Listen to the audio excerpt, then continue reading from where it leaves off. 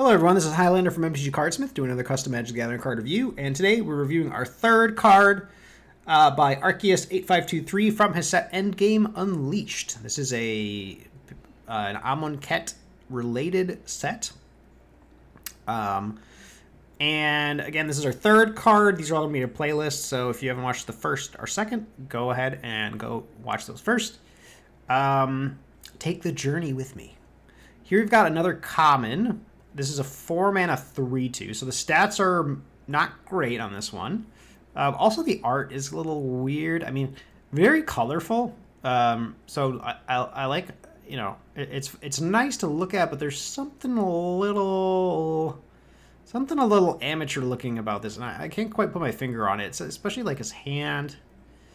I don't know. That might just be me. But you know, minor note, and obviously not going to take any points off for that. But I both like the art for its color and dislike it because there's something's not quite right about it, and can't really put my finger on it. Okay, creature offering. You may cast this card anytime you could cast an instant by sacrificing a creature and paying the difference in mana costs between this and the sacrificed creature. Mana cost includes color. Okay, yikes. Let me reread that one. Creature offering. You may cast this card anytime you could cast an instant by sacrificing a creature and paying the difference in mana costs between this and the sacrificed creature. Mana cost includes color.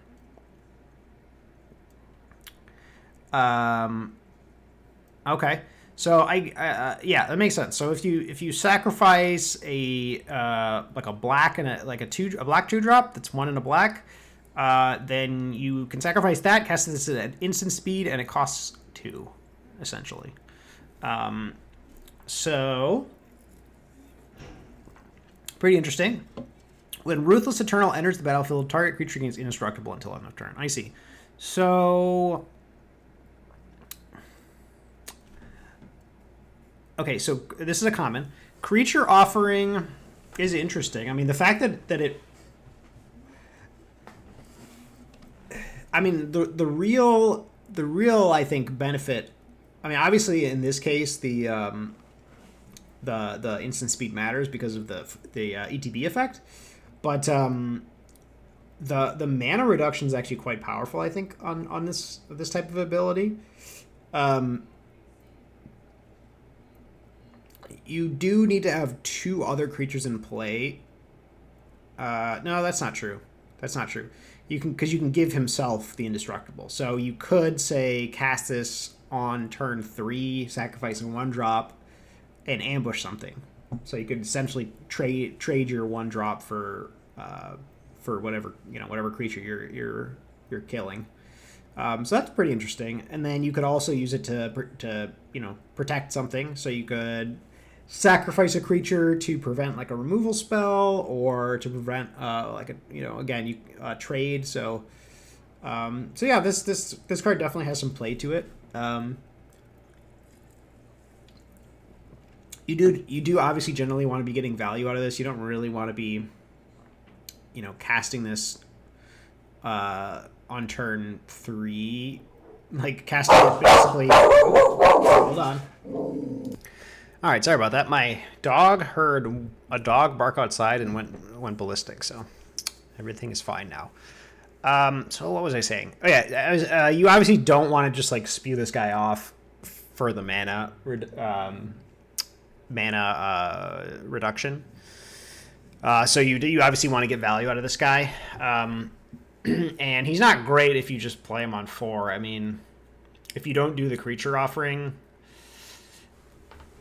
I mean, it gives you like kind of a free attack if things happen to line up correctly. It seems kind of unusual, or seems very rare that you would want to do that. It is a little surprising that this card is a common,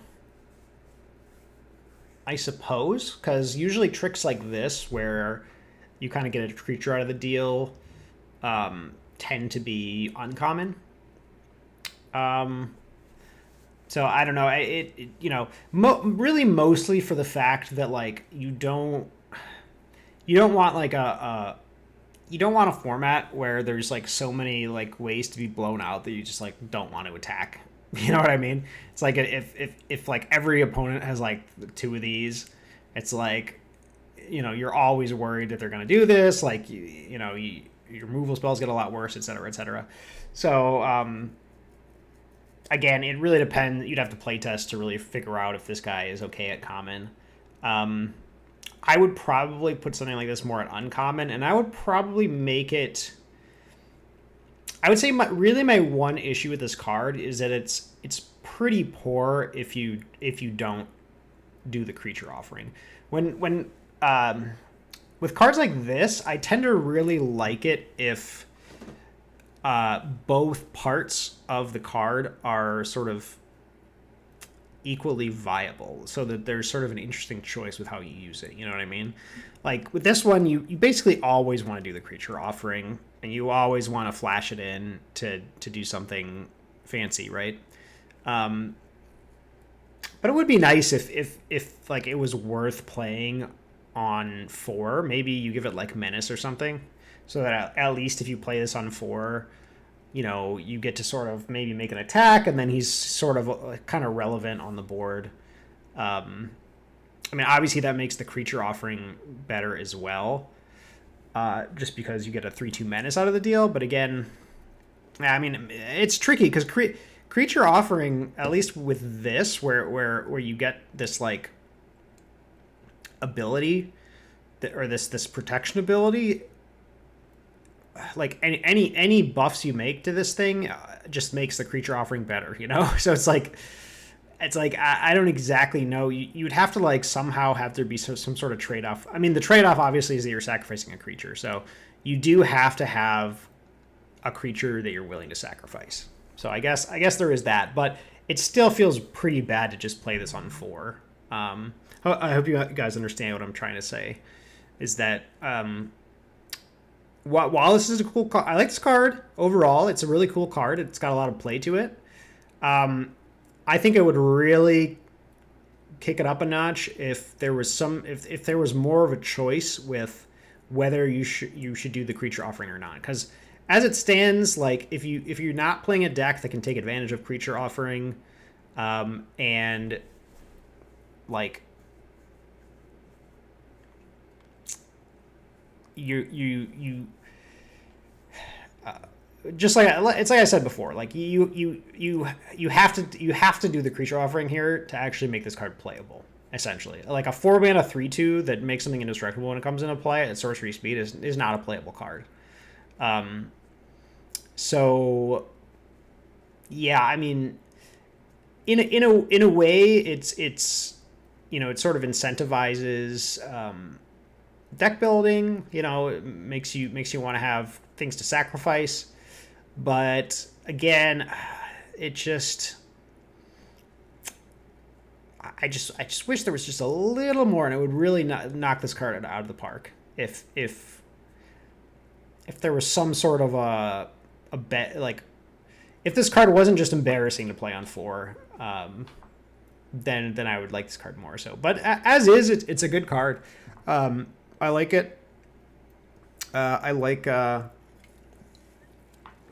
Excuse me. I'm a big fan of sacrifice decks, so yeah, overall pretty cool.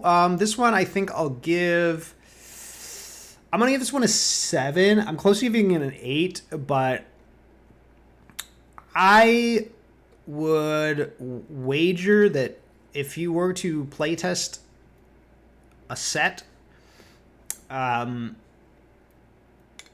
that had this card in it, you would probably want to move it to uncommon.